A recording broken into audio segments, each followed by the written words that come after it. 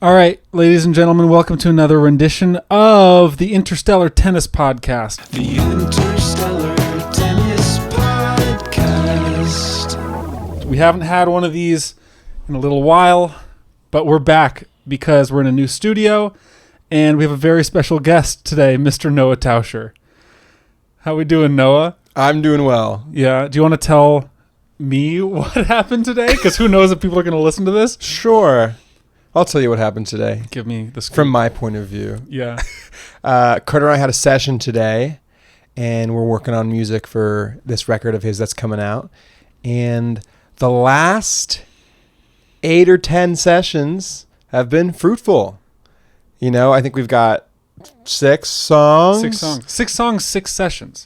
We've only had... No. Or this was the 7th session. Really? Yeah. Well, that's an amazing ratio. It's a fucking fantastic ratio. It's like an 80% if you look at it. It's... But back to the story at hand. Today didn't go as well as the last 6, the last 100% of 6 sessions have done, and we made 8 to 10 vibes. Yeah. And you know, sometimes things just don't stick. That's true. I honestly think that today was destined to fail a little bit. Since when? Since I think I came into it with too many things going on. I came into it thinking I had a call at 1. We made furniture. Yeah. And I think the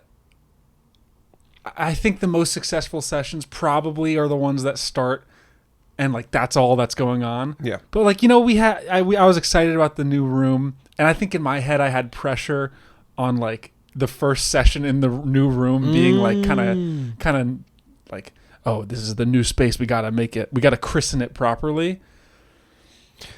And then, you know, we didn't do anything that good. Not even, actually, I don't even know if it was like not good. I just think I didn't like click with anything. That's the thing, is that it's so hard to say that what we made wasn't good. And it's also like, you know, sometimes I have a session like this on my own or with somebody, with you today, where like part of me wants to be like, oh, that session was a failure. Yeah. But that's not I don't know that to be true, because next time we get in the studio together, it may be that we go back to one of those things and end up like really loving it. So it's hard to know, but I think it's so right. Like I think it's really, really nice to have a day where you got nothing on the agenda other than the session. You got no open loops to worry about, no phone calls, no errands to run, other than just enjoying making music that day. And it makes sense that you had expectations for the new studio. Yeah. And I also think, I don't know if I'm sure you feel similarly, but I think whenever I'm like starting to go down that path in my head of like, this doesn't sound right, the next thing doesn't sound right, nothing's going to sound right.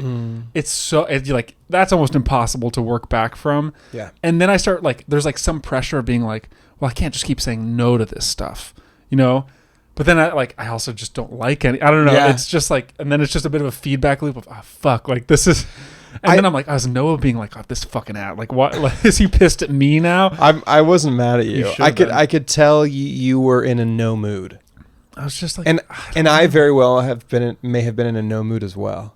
I don't know, but I think moving forward, I think the right thing to do in those situations is to exactly what we did, which is, and maybe next time we cut it earlier. Yeah. If that happens, but try a couple times, and if nothing's hitting you, don't make music that day. Yeah. Go for a run, or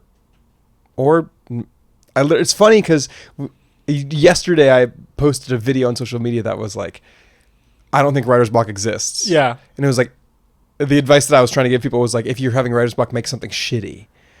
On purpose. We did it. No, actually we didn't even. We did. I don't even think because we didn't like purposefully try to make something bad. Yeah. We just like made a bunch of things and then kind of quit, which is a fair thing as well. Cause like, it's not like we have been working for multiple sessions and hitting our heads against the wall. Yeah. I think if that were the case, then I think it would require some triaging. Yeah. some Like that kind of thoughtfulness. thing. Yeah. But for this case, I think just hands off. Also, I mean, in my head, we have 6 songs that are fucking fantastic. If we go like 3 more sessions, which I don't I don't know why I'm even speaking this into the ether, but like if we had 3 more sessions of like just fucking smashing our head against the wall, we have an EP. Then we're done. Then it's just a 6-song EP. That's the universe telling us that we're done with the EP. Yeah, like relax on on this project. Yeah. But also, I do think that there's like room for 1 or 2 more different vibes, because like I think right now we have all these songs that are so like they're each one's different and they each like fit together kind of nicely, and like 1 or 2 more, if we can hit like 8, that'll be a fucking record. Boom, pop it out. Yeah. And the reason 8 for you is because why? I think that's like the cutoff for a record, I think. Because 7 is the cutoff for it being an EP.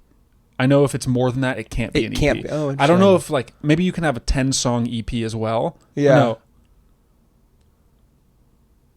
I don't know like which way the line goes. I have no idea. But like Interstellar Tennis Championship is 7 songs, and I'd love to beat it. But also, I was talking before about just making 4-song records for a little while. I don't know, but either way, today was wild.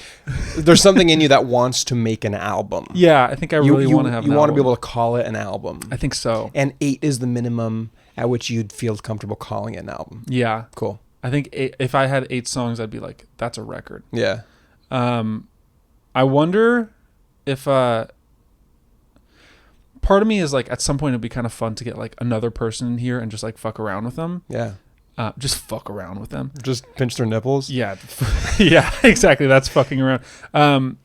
But also I feel like I kind of want to keep it insular to just like the 2 of us making this record. And I'm kind of between it. Like, it'd be fun to get one of our friends in here for like a session and see what happens that way. Yeah. But I can't tell. I think that's a great idea. You think so? Yeah, for sure. What friend should we bring in? I don't know. But I think that's a really fun idea.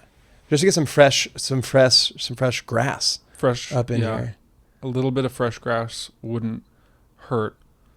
But also on Thursday, I think we just fucking crank something on Thursday. I have the whole like writer's block thing of like, oh, just make something bad. Mm-hmm. I do feel that way about writer's block. Like, yeah, writer's block doesn't so much exist. But when I'm making something, I like, so far in each of the sessions, the first half hour, maybe even 2 hours, we've found something that I've gone, oh, this is where the gold is. Like, there's definitely something in that. And I have such a hard time getting past, like, if we're not finding that little nugget of gold, it's so hard for me to be like, okay, we'll just do something bad. Because I just want to be like, no, there's like, we need to find something that I can latch onto in order to move forward with this. Yeah, I think that's a fair way to do it. Mm-hmm. I think there also is another way to do it, though. Yeah. Which is to say, I'm going to make a song today, no matter what. Yeah. And you very well may make a song that you don't like down the line. But you also get to roll the dice on making something that you wouldn't have made otherwise that is completely new to you. Yeah. Because you kind of forced yourself to do it. Yeah. And I love that kind of shit. Like, for me, the songs that I really... Not the songs. A lot of the songs that I really love making, or just not songs, but music in general that I really love making that I'm really proudest of, is shit that I maybe didn't grasp onto at first. But I just... And it sucks. It's not easy. It's not fun, to be completely honest, to grind through and just keep going. And then you look back on it and you're like, that was painful, but the end result is super fucking cool and is not something that I would have made otherwise. I think that's right. I think you're fucking right, and I don't like it. I don't like doing that, unless, especially for like my the artist, for like sync stuff. Like, I've gone to a couple sync camps, and I'm fine with doing that. Yeah, like, I totally understand. Like, it doesn't matter. Like, no one person in this group has to be in love with this song. Yeah, But I kind of feel like for this, I need to love it. And I think that precludes me from like discovering an aspect of the song later on that I might really love. Yeah. Fuck it. Fuck that shit. But I get it. I totally get it. And I guess this is just like delayed gratification of the love. Yeah. It's like an arranged marriage. It's like an arranged marriage. And it's like, maybe we don't set out to try and, what's the word? Like to suspend disbelief. Yeah. Suspend your judgment and your deciding whether or not to love something until we have finished it. And know that I have no kind of anger or resentment if we finish a song and you go, it's not going to work. I know. I do still get the like kind of nervousness of like, oh man, if this doesn't work, then I wasted Noah's time. And the opposite of that is like when I keep saying no and like we end up with nothing, or we end up with just a bunch of random starts. That could also be a waste of time. But I don't think it actually was. Like I don't think today was a waste of time. But like that's the thing that I sometimes think about. It's like when there's someone else in the room, I'm so used to not having someone in the room when I'm making stuff that I'm like, oh fuck, I gotta be on my top game for this. Yeah. None of it is a waste of time. I know some of it is. I know that like the words are cheap. And I know that like it's hard to believe, but it's true that like today was not a waste of time. Like today we still chipped. Yeah. We chipped away at shit. Yeah, I think we learned a little something about what the project is. We got a little deeper. We found maybe we found what it's not as well. Yeah. That's true. We definitely found what it wasn't. Maybe. Well, aside from today, what's been going on with you, man? How you feeling? I'm feeling like this hole is a little too bit high? big. I'm feeling like big. I have very close to full head. No, you don't. I said very close. You can't. You don't have the angle. I know. I mean, I think I have the angle. Can you see my underwear? No, it's dark in there. Yeah, I'm just saying. It's dark bro. in there. It's close. It would take a lot. I have long thighs. It would take a lot. I do think. I'm looking at myself in that camera. I do think it looks like I feel like I look like a college indie girl with my knee sticking out like this. Yeah, or you're looking like a farmer who just got his first shower. His first clean clothes. Yes. Clean clothes, but still massive holes in them. Yeah. Well, aside from that, dude, what are you fucking working on? Do you have anything cool going on? No, I'm actually starting to think about like, manager and I are about to do a bunch of outreach to other artists, which is going to be really exciting. I'm sure it'll be, multiple months before any of that stuff pans out. And so I'm kind of thinking about what I want. For producing them. Mm-hmm. Awesome. Yeah, which will be really fun. You're not allowed to do that. No. But until then, like my lo-fi release schedule is filled up until the end of the year. Cool. And I don't really have any other musical goals right now other than finishing your record. Kat's record is done. Yep. I'm sure fairly soon we'll start working on more music for Kat, but until then I don't really have any missions to go on, and so I'm kind of starting to think about like what's my next solo mission. Yeah. Or maybe not necessarily solo, but what's my next musical mission? Because I love having so many different things going on. You got a lot of different things. And I love it because it's so. I never get bored. I'm never like, I got to do another one of these. Here comes another day of me doing the same thing. I never feel that way. That's good. Amazing. So I'm thinking maybe like making some more sync stuff. Because like, would you do that solo, or do you think you'd like work with one of the producers that you've worked with in the past? I don't know. I think I'd love to do it solo. Actually, I haven't really done a solo sync thing since the very beginning. So I think that would be fun because like my chops have gotten so much better. Yeah. That would be fun to do. The other day I was like, this week my girlfriend has been gone, and so I have, when she's in town, this week, last week, the week before that, and for the next year, anyway. She's not in town right now, and so that's sort of like half of my downtime that is just kind of empty now. Right. And I was like, the other night, I was like, should I just like make music like for fun? And then I was like, but I don't know what I'd make. And like, I just realized that You haven't had like no like specific type of music to make in a while. yeah, and it's so much easier to make music when you have a goal in mind. Yeah. That I feel like a little bit that I've lost. No, but I think I've always had a goal in mind with making music. I don't think I've ever really been good at like free play. Yeah. The like late night session, just fucking smoking What weed. are you feeling? Yeah, and just jamming. That's never been your vibe. If I was really high, I actually think maybe it would be. Not jamming necessarily, but like just producing. I think it would end up like really atmospheric, like ethereal and stuff. Yeah. But like that would be a cool muscle to strengthen, but I don't really know how. I find doing like the late night stuff not fun.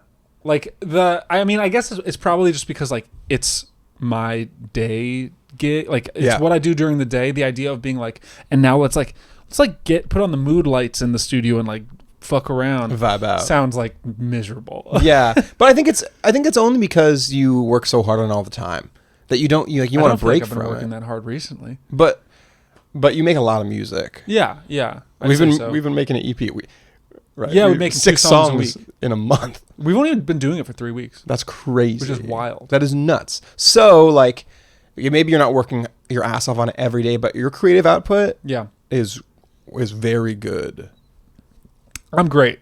Yeah, that's what this is about. The bottom line Welcome is, to the Carter is Great podcast. I am your host, Noah Tauscher. This is Carter. Welcome, Carter. Hey, why don't you tell, what's your favorite, what am I the best at and what am I the worst at in sessions? And then I'll give you. In sessions. Yeah. Oh, I'm so excited to hear my own. I'm so vain. Yeah. Is there anything? I think doesn't have to be the best, but what am I? What I think am I good, you what am I are bad? fantastic at not getting into the weeds. Yeah. I think we sort of foil each other because definitely. I love the weeds. I fucking love the weeds. I think that's like one of your really strong suits is just like we'll be producing and there will be like some weird tambourine hits in a verse. I'll just be like, And I don't know if you don't notice it or just like it just doesn't matter. You could like if I was producing, I'd be like cut. right. But you don't, and I like actually really appreciate that. Cool. Because I am the opposite, and it slows me down. I mean, I like when you do it here, but I also like notice it as like I'll like sometimes like just be on my phone on the couch and be like, he's gonna take a second on this guitar sound and just like figure it out, which is cool. Like that's fucking fantastic. Yeah. Let me think about and careful with the bad one. Yeah, I'll be really careful. I'll be really careful. Didn't I tell you I was what did you say the other day? What? To like Jesus or something? You were like, didn't I tell you Carter's very fragile? I don't remember. I don't remember what it was. I'm trying to think. Come back to me, I think. Okay. Let me ponder. I'm gonna go for you. I'm gonna go with. I'm tempted to say you getting into the weeds as a strong suit, but that's a fucking cop out. That's a huge cop out now because you've already said something like it. I think you're good at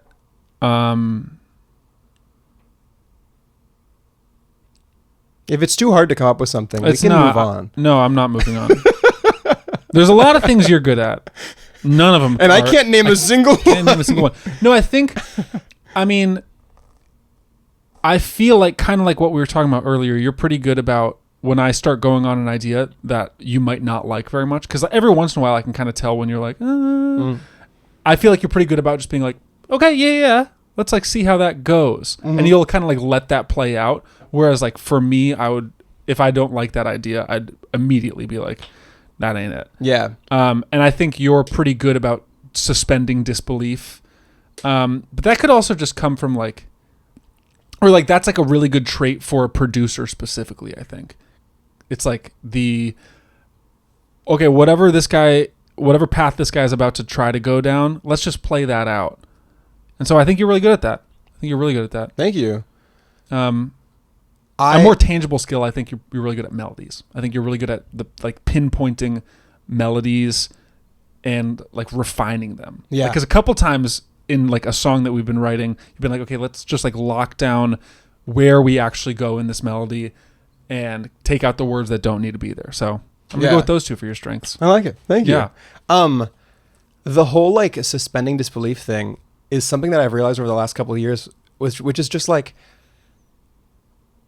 knowing when to trust yourself and knowing when not to trust yourself. Yeah. And I think it's really challenging to know when and when not to, but I have learned that it's more beneficial for me to choose not to more often. Yeah. Because what you like and what you don't like changes so often. Yeah. That nixing an idea on your gut reaction is usually not the right answer. Sure. I think that's probably true. And it kind of comes back to what we're talking about, just about like today and about like whether you finish something that you don't necessarily like. But I have something for you. Give it to me. The bad thing? Yeah, it's don't say it. Well, it's a little bit. It's a little bit. No, no. It's a little bit. It's a little bit lame because I think you don't take your vocal seriously enough. I actually think not even your vocal, but just your parts in general, I think you don't take seriously enough. There's this quote that like creating is about convincing yourself that what you're making is the best thing ever. And then afterwards going back and editing. Sure. Right? And I think you could use some of that of some like, hey, this is what I'm making is fucking awesome. Yeah. I don't need to layer the vocals a bunch. I don't need to put a bunch of processing on it. I don't need 3 different melodic parts right now. I have one melodic part that is great. And I want to stand by it and be confident about that. I can totally, especially with the vocal thing, I think you're probably right. I do think that I like every time we come to the end of a session, like when we hear it back at the end, I love what we make. But yeah, I could see it like hearing my own vocal soloed or like just without a double or anything feels fucking crazy. I know. And it's because, ladies and gentlemen, when we were sophomores in college, Noah said to me right before spring break, "Hey Carter, this semester." No. "Hey Carter, this semester, do you think you're going to try to get better at singing at all?" And I said, "What?" And he said, "See ya," and then left for spring break. Most psychotic thing that's ever been said to me. That is fucking wild. That is a terrible thing to say. And I apologize for saying that. And now I'm just trying to clean up the mess that I made. You're like, fuck, I got to work with this guy and make this fucking record. Jesus I'm Christ. sorry I said that. That's a terrible thing to say to You somebody. didn't say it serious. I think you didn't mean it as an insult. I think you meant like, what lesson are you going to take this year? Oh. But like the way you phrased it, I was like, excuse me. That's like that dude at the gym who was like, Oh, yeah. dude, if you worked out, you would get so buff. Dude, I like saying this into the camera for some reason. When I was at the gym the other day and someone tapped me on the shoulder, really buff guy, and he taps me on the shoulder. It sounded like that. It sounded just like that. It sounded like knocking on a fucking door. And I take off my headphones and he's like, "Bro, low key, if you tried, you could have a great physique." And I was like, "What?" At first I was like, "Thank you." And then I put my headphones back in. I just thought for a fucking second and I was like, that is the weirdest insult I've ever fucking heard. Oh my I was God. like, yeah, one day I could be really good, but not right now. So that's cool. I'm going to think of your bad thing now. Give it to me. I want to know. Give me 3. 3 bad things? Yeah. I don't think you have 3 bad things. Give me the. it doesn't. 3 weakest things. 3 weakest things? Drumming. You're not a good drummer. I think.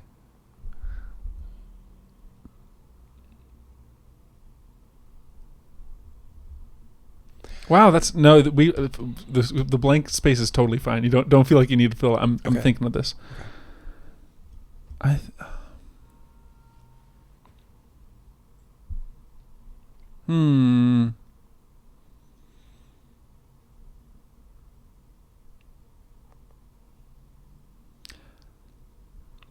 don't think you've had like a serious weakness on all of this. I think drumming actually is. I think that it might legitimately be the only thing that like you have done in the studio here that I've been like, not it. Like with the snare today? Oh my God. Yeah. Okay. Your actual weakness is sometimes being too open with things that definitely aren't fucking cool. Or being too closed with the snare. Yeah, the snare being off, and it's just being like, dong, dong, and he starts Fire. playing it, he's going, boom, boom, dong, boom, boom, dong, and he turns around and he goes, dude, is this actually kind of sick? I was like, no, it's fucking not. Yeah. No, you're fucking great, dude. And I'm excited to make more music. I'm excited to have this music out. I'm really excited to make like music videos and stuff. Yeah. It should be really fun. It's gonna be awesome. It's gonna be awesome. What's up? I still want to do some little fucking musical activities. I still want to do the randomizer. I think we can do a record like that. If you want to make No, record. we don't have to do a full record like that. I just want to just like a song? do it. And not even think about it as making a song. We don't have to even think about that. Just do it as a exercise. Yeah. To see what we come up with. What I'm talking about is taking all the instruments in this room, or maybe all the instruments in the house. There's probably 30 to 40 instruments in the house.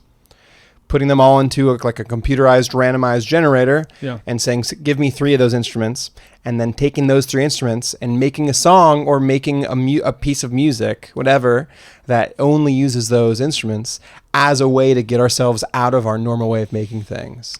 I'm open to that. And it's kind of like the oblique strategies. Have you heard of that? No. I think it's these cards that are written by like Brian Eno or something.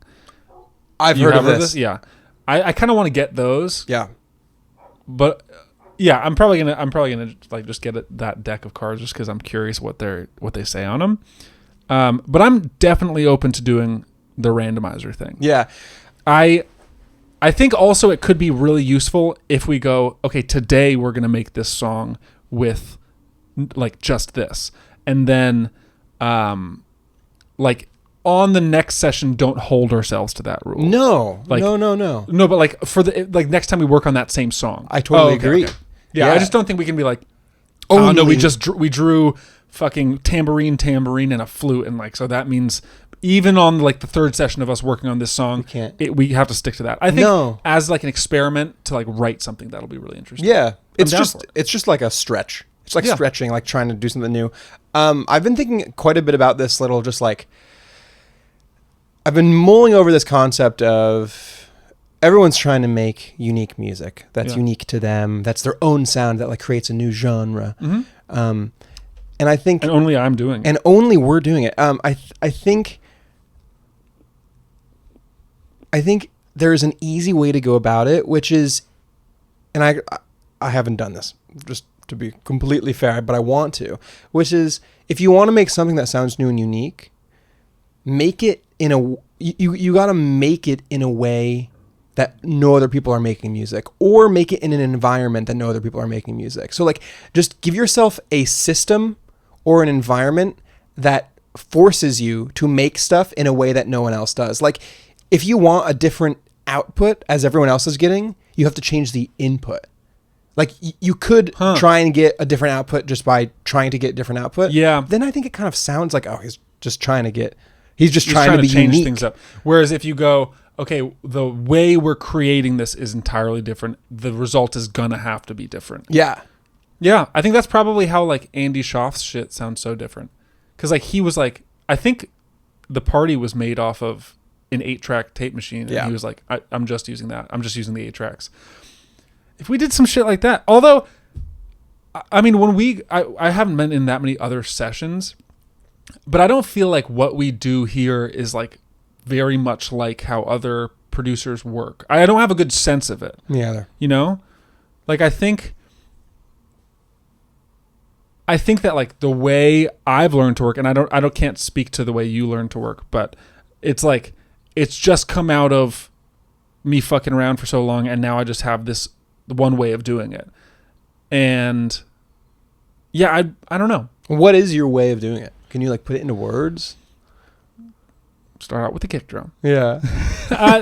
No, like the drums get recorded one drum at a time. Fucking kind of figure out a chord structure, come up with a melody on top of it.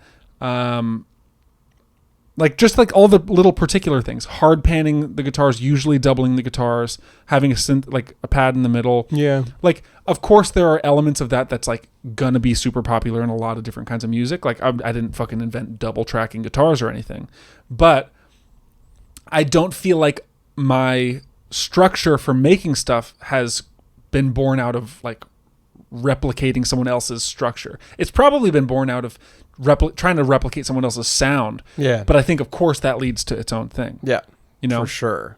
Because you're not going to get it right. Yeah. But like some examples of what I'm talking about, like I'm not saying like we go do any of these things, but like taking your laptop and nothing else and going to the beach and trying to figure out how to make a song, like bring a guitar or whatever, Yeah. bring some stuff. Yeah. And like just recording elements on your laptop and like not that's going to be the end like a mix or even those are going to be the tracks that are going to be in the thing, but just to like force yourself to get out of your comfort zone. Like I honestly think this trip to Mexico taught me so much about making music because I didn't have any of my own tools.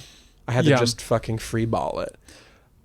Do you think that if you didn't know how to produce right now and like you're 26 and you had to learn how to produce, like do you think if you started from scratch now production wise, would you relearn production? Did that not make any sense? That might not have, the way I worded it. I just want to make sure I understand it. Are you asking me that if I didn't know how to produce now, would I still want to be a producer? If you didn't know how to produce now, would you go, okay, let's learn how to produce like moving forward? If you weren't a producer up until now, because I guess you didn't start that long ago, oddly enough. Because I'm trying to think now, if I suddenly didn't know how to produce at all, I wonder if I would be okay with starting. I wonder how okay with starting over I would be. What else would you do? I don't fucking know. Like, are you talking about like career change? No, like would I just have other people produce fully for me? Huh. I don't know. I guess it's impossible to answer. I think I would do it again. Think so? I liked it. I like it a lot. I liked the learning process. Yeah, I love learning shit. I think it's so. I don't know. I just think of all the like foibles I had. Oh, it's terrible, so many. Dude. It's a huge uphill battle. Like I've got so much empathy for anyone who's like Kat's like kind of learning production right now. She's like producing some tracks and stuff, and I'm like, man, I'm happy to be here for a resource as much as I can be. But good luck. It's a steep slope. It is. It's so steep, dude. Oh my god, one of my favorite things. One of my favorite incorrect things that I was told and believed was from you freshman year when you fucking told me that we were in the practice room in whatever the practice place was, and you told me that when you have plugins on a track and you record, it keeps like that's how you make the signal better. It's you record with the plugins on the chain, which I think is coming from like, track with effects going in. That's going to lead to, like, if you have like outboard effects, don't do it beforehand. But the way you were telling me was like, in Logic, just have them on the channel beforehand, record that way, and that'll make it sound better. And we both didn't know what we were fucking talking about because I was like, okay, fantastic. And it was just like such a strange, like, later on, of course, like probably 6 months later, we both figured out like, oh, of course that's. Wait, so were you like, oh, there's a ton of latency, but the audio file's gonna suck if I take these plugins off? Really? I was literally like, this is how this works. Oh my god! And I don't remember that at all. I know it was, and I might have even misunderstood you. You might have been perfectly right, but that's how I perceived it, and I knew so little that I was like, okay, that's how this fucking happens, and that's hilarious to me. I don't know. I feel like even if you misunderstood me, the words don't sound right. like, how would I have been right? I know there's something incorrect about it. Yeah, I think I wonder what stuff I'm doing right now that like later me is gonna be like. Like we do this in 10 years. What am I gonna be doing totally different? Hopefully everything. You think so? I hope for myself, everything. Yeah, I guess so. If I'm still recording the same way in 10 years... No, then you're not learning. Then I suck. Yeah. Then I'm... No, it's not that you suck. It's the stuff that we're making is awesome. It's great, yeah. But you're not learning. Right. And also, as a 35-year-old, I hope I'm not making the same kind of music at all. Yeah, we're going to make adult contemporary music. This is already adult contemporary music. I'm an adult contemporary artist. Dude, in 10 years, in 15 years... adult contemporary is going to be like Lil Yachty.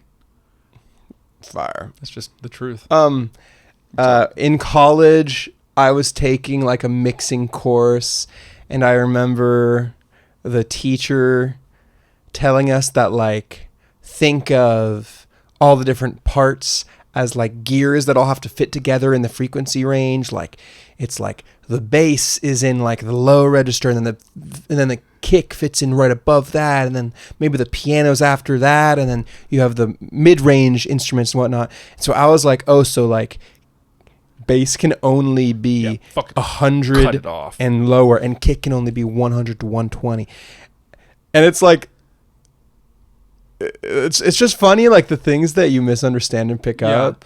That I actually really love thinking about that kind of stuff now. And like I saw somebody on TikTok the other day saying he thinks about producing in octaves, which is really cool, where you only get to have like one or two instruments in each like octave, like 100, 1,000, 10,000. You only have like a couple things going on in each thing. I think that's a really cool way to look at it, to make it really simple for you. Like, oh, this doesn't sound full yet. Maybe I need like one more instrument in like the 100 or 1,000 range. Right. Probably the 1,000 range. Probably not the 100 Yeah, you range. probably don't need multiple instruments. Another bass. 100. Yeah. That's really interesting. I think on the like subject of teaching mixing, I feel like by like definition, or by, it'd be impossible to teach kids to mix like accurately, because it's so like ephemeral and like so up in the air, and everything can be done. It's all kind of bullshit, magic, voodoo science. And so they have to give you like these hard and fast rules of like this, like scoop out everything that's like, these two frequencies can't clash, but like things clash all the time. Like you don't need to do any of this stuff, but they end up teaching you all this like these like super specific rules. I remember I took a mixing class, and it felt like a lot of that stuff. What do you remember the rules that you learned? I think it was like panning stuff of like good, like a melodic or a harmonic instrument should be like 45 degrees left, and like just like that's shit so like that, like horseshit. And I'm probably wrong about the specifics of that, but there was stuff like that, and like drums should be panned drummer perspective or audience perspective, and you know, overhead shouldn't get like all this like stuff that's like, what? Meanwhile, like, of course that doesn't fucking matter. I'm putting a mono plug-in on the bus out, and then I'm turning it off once you walk away from the desk. Yeah, I don't know. I think it's all fucked up. Yeah, but it's fun. I mean, any rules, I think probably not. Just don't take it to heart. I mean, I think they can be super, super helpful. What do you have any advice for people getting into either mixing or production? Like if some like 14-year-old was like, I want to do what you're doing, how should I go about it? What's like my first steps? I think just make stuff that sucks. Like you gotta just make stuff that sucks. Right. Because for me, the thing that held me back, really all you need to do is reps and time. Just treat it like a workout. You just need to get the time in and to encounter tons of different problems and learn how to solve them. And that's how I'm continuing to learn, is just every time I have to do something new, I'm like, okay, well, we're doing something new. We're going to try and figure it out. Yeah.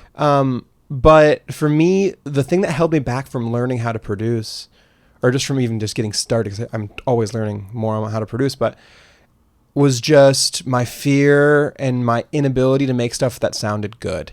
And I was like, I don't want to make shit that sounds bad, and I know that I can't make stuff that sounds good yet. Yeah. So I'm just not going to make anything. So that you're screwed. And then you're fucked. Yeah. It's like we were talking about the other day, where like fear of being behind keeps you behind. Yeah. It's the only thing holding you back from getting ahead. Yep. So you got to be okay with starting at the bottom of the hill. Yeah.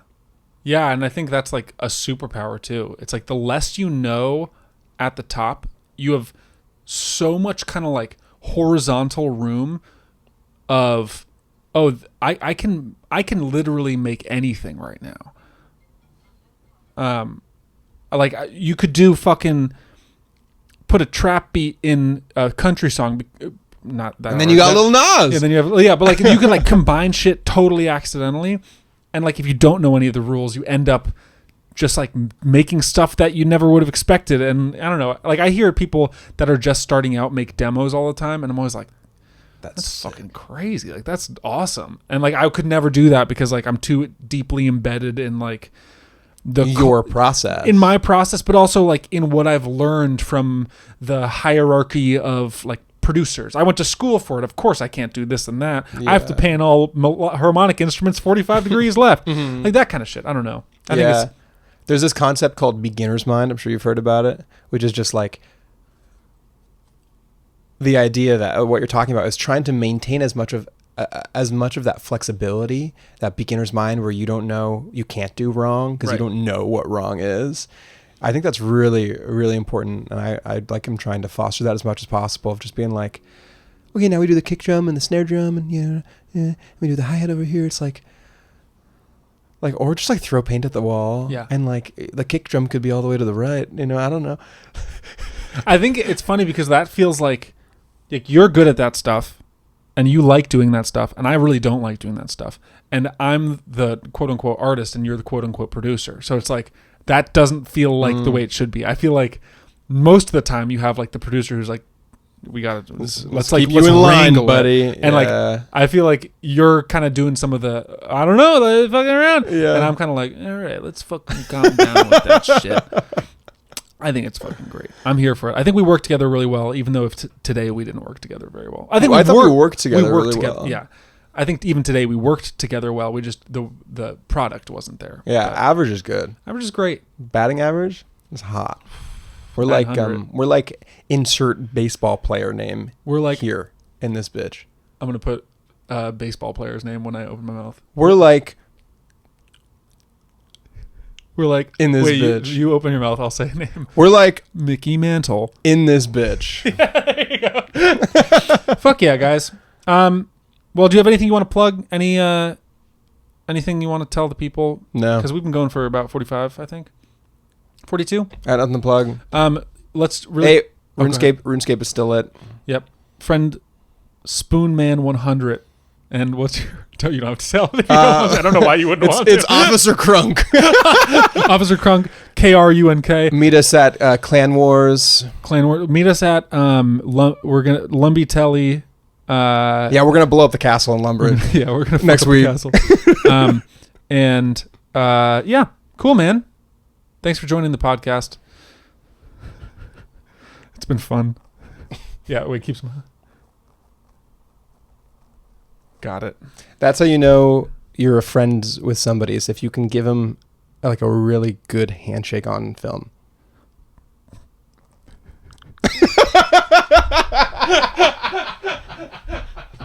Awesome. We got it. That was great, man. The Interstellar Tennis Podcast.